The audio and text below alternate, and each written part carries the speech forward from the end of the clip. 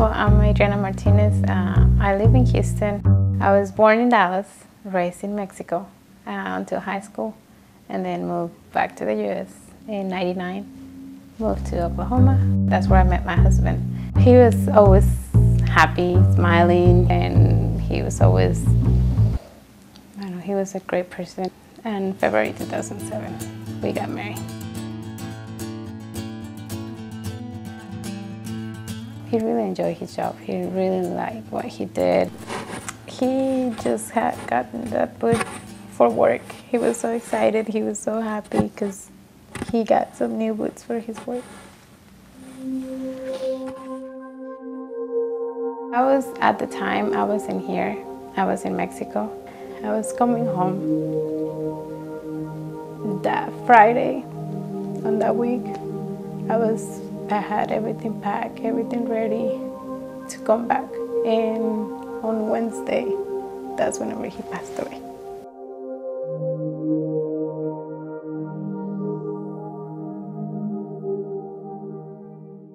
As soon as I heard, of course I froze because I thought, this can't be happening.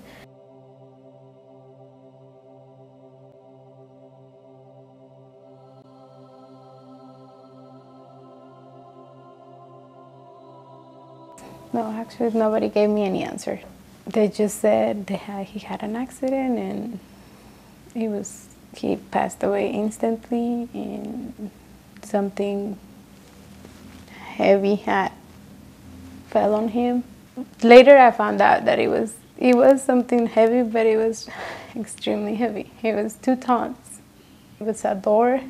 They were remodeling the cancer center, and they were working on the basement where everything the chemo or all the radiation. So they had all those thick walls and doors and everything, so the radiation doesn't go. There were 3 people with him, and they had moved that door apparently they were gonna move it later, but I guess they needed to get the work done and it was on the way. It's like there were 2 on the edges and he was in the middle part. So whenever they felt that it was coming down, like they couldn't handle it anymore. The other 2 were at the edge, so they could run away. They were able to get away with it, but he was in the middle. There was not enough time before he fell.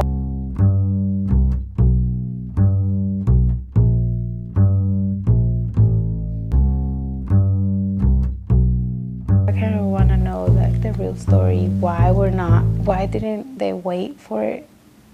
I mean, was it that big of a deal to finish that day, that job that they had to be done?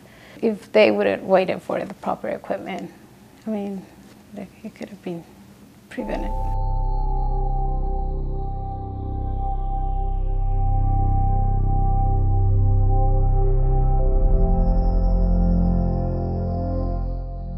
It's not fair.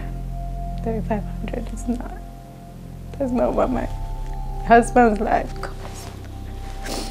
And if they didn't do the right thing, I think they should be penalized harder or different. It's not that I want them to pay millions, but I want them at least something, I mean, an amount that will make them think twice before they, put their workers at risk. And that should be the first thing. I don't want my husband's death to just be, that's it.